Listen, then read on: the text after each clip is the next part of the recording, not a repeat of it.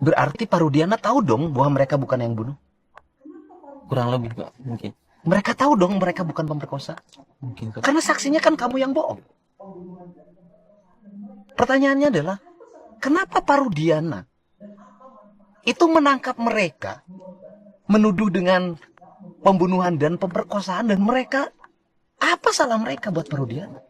Dan apa manfaat bagi Parudiana mengorbankan orang tidak berdosa, membuat kamu menjadi saksi palsu? Kan ini sudah bukan lagi dugaan. Kamu ngomong saksi kamu palsu nggak? Palsu Pak, saya bilang palsu. Kamu bohong di depan penyidik. Bohong saya. Kenapa kamu bohong di depan penyidik? Ya, karena saya disuruh Pak. Disuruh oleh siapa? Disuruh dengan Aib sama Parudiana keterangan.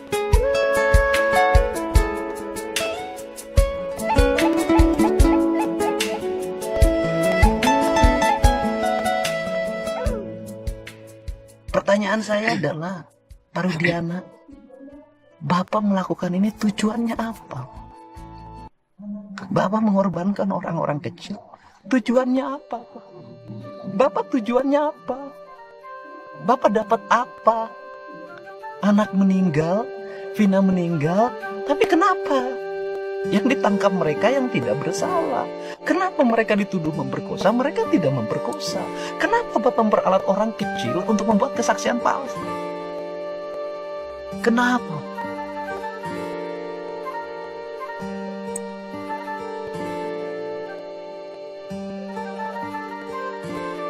Kamu ngomong sama Aib. Pesan buat Aib, Aib lebih baik berkata jujur daripada kita bohong buat kedepannya malah nama baik kita rusak. Aib minta segera temuin saya. Karena bapaknya udah kenal sama saya, camat sudah saya arahin, kepala desa sudah saya arahin. Aib lebih baik jujur, lebih baik keluar, memberi keterangan yang sebenar-benarnya. Daripada kita bohong, cuman kita dihantuin dengan kebohongan, nggak tenang hidup kita.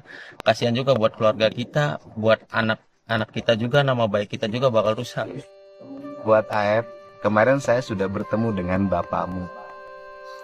Hari ini saya minta kamu keluar ya. Temuin saya tunggu kamu. Buat bapaknya, segera anaknya cari. Buat keluarganya, segera keluarganya cari. Buat kepala desa, buat camat, cari itu warganya. Mari kita bertemu, kita selesaikan ini. Kamu bertemu dengan dimanapun, berisi lindungi siapapun, kamu tidak akan ada artinya. Yang melindungi kamu nanti juga nggak akan bisa. Kenapa? Seluruh faktanya sudah terungkap.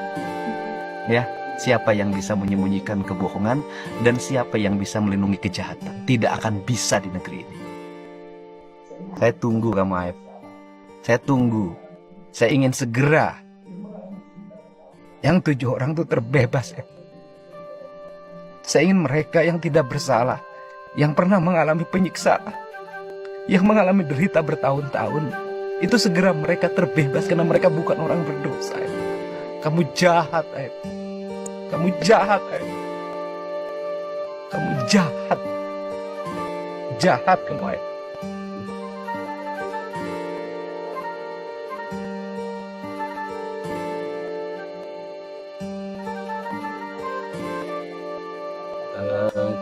Mulai sekarang Dede bersama saya ya. Kamu nggak usah kerja dulu. Kamu nanti langkahnya seperti apa, yang penting kamu sudah mengakui kesalahan. Nanti setelah ini kamu bersama saya. Andai kata pun perlu kuasa hukum saya sediakan, karena kamu dengan penuh kesadaran mengakui sebuah kesalahan.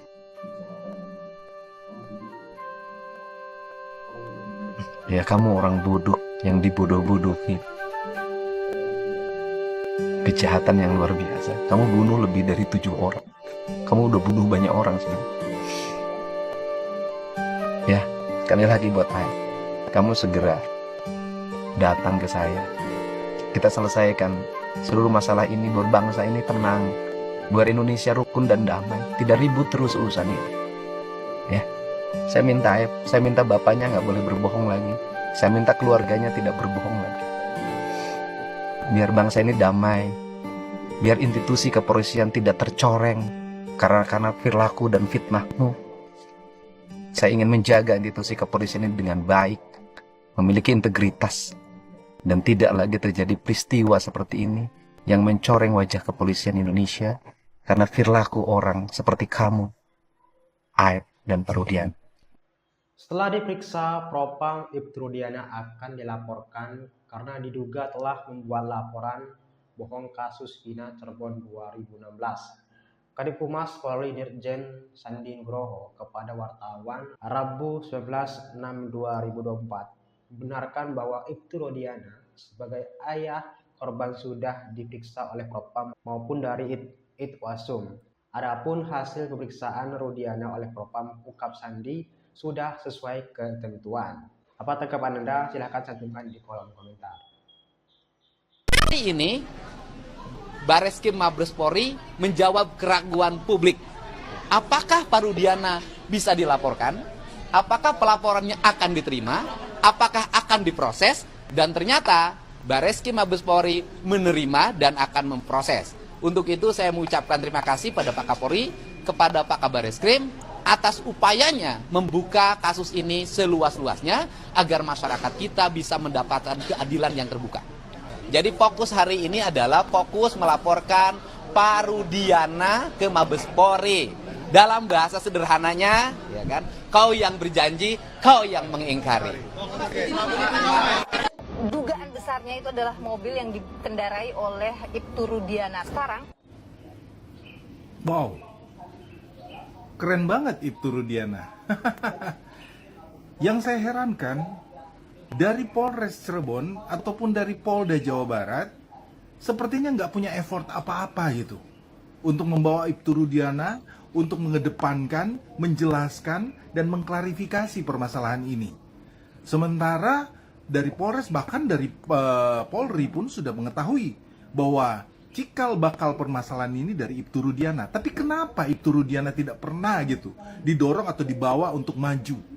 Mulai dari peradilannya Peggy Setiawan sampai detik ini. Kira-kira ada yang tahu nggak? Kenapa? Dan sampai dengan saat ini semuanya sesuai dengan ketentuan, kata Jenderal Bintang 2 tersebut. Sandi menegaskan penyidikan khusus pembunuhan yang turut menewaskan Vina Cirebon berdasarkan alat bukti yang ada. Oleh karena itu, rumor yang berkembang di luar ataupun mungkin pendapat atau persepsi boleh ucapnya. Tapi yang jelas bahwa sekali lagi penyidik melaksanakan pemeriksaan berdasarkan alat bukti yang didapatkan, baik itu keterangan saksi maupun alat bukti lainnya sumbang dia. Kini tim kuasa hukum Peggy Setiawan alias Peron bakal melaporkan Ibtu Rudiana, ayah Eki, korban pembunuhan bersama kekasihnya Vina Cirebon pada 2016. Ini dikutip dari bangkapos.com. Jadi apa tanggapan Anda? Silahkan cantumkan di kolom komentar.